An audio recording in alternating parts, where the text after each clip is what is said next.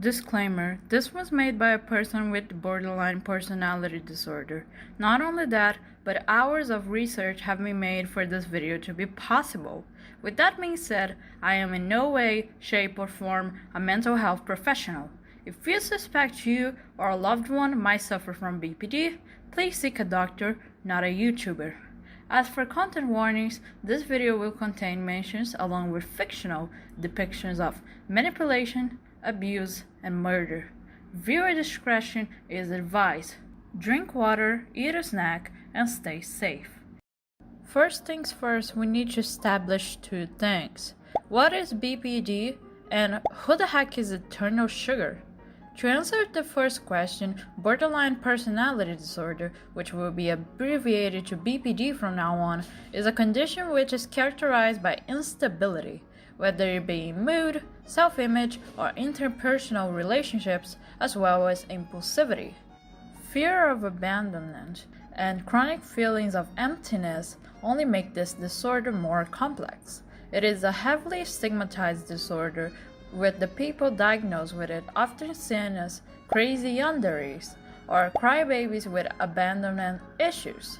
While people with BPD may joke about or even truly believe they fit into these boxes, there is so much more to this disorder than just these stereotypes.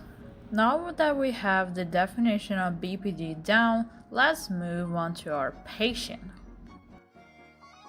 Eternal Sugar Cookie is one of the antagonists of the mobile game Cookie Run Kingdom, a game focused around human-like cookies who run and build their own kingdom for all cookie kind to live in peace and harmony.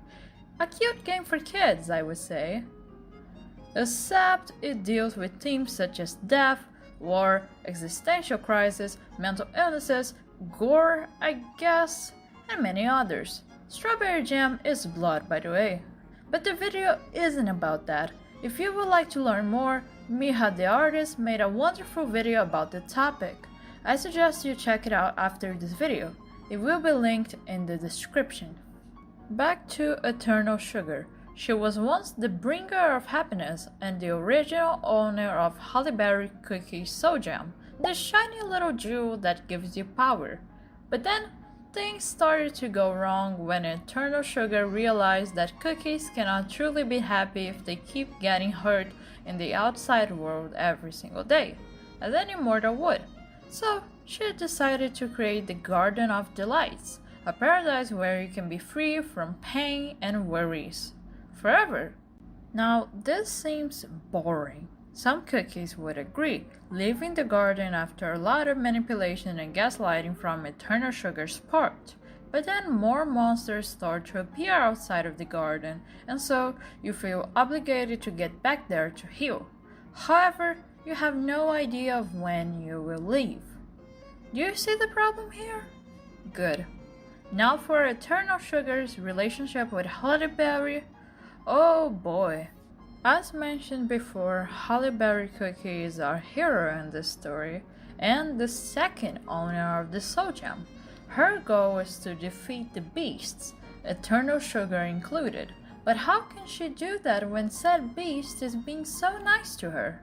Offering her food, drinks, a nice bath, basically anything that Hollyberry could ever want, and more. So there was no reason to fight this beast, right?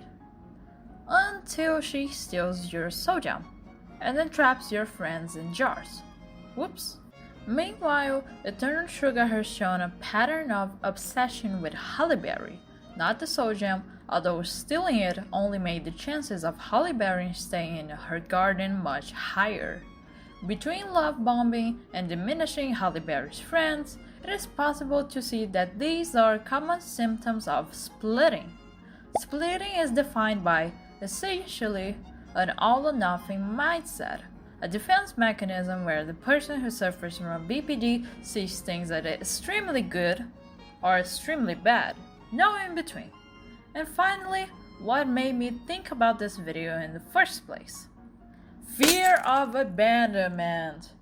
Eternal Sugar Cookie is horrified by the idea of being abandoned, whether it be by Hollyberry or by her lackeys. Therefore, she resorts to drastic measures to make people stay. For example, flooding her garden with jam and making it crumble. And remember, jam is blood. Now, I know, she's a villain. She's a bad person. Then why would I headcanon a villain with such a stigmatized disorder? Well, you see, people can be bad or good no matter which disorders they have. How you go on about said disorder is what differentiates you. Eternal Sugar is a goddess, basically. She doesn't even know what therapy is. And even if she did, it's not like she would go to it unless Halle Berry was there, holding her hand during it. The thing about Eternal Sugar is that she's a realistic cautionary tale, scarily so.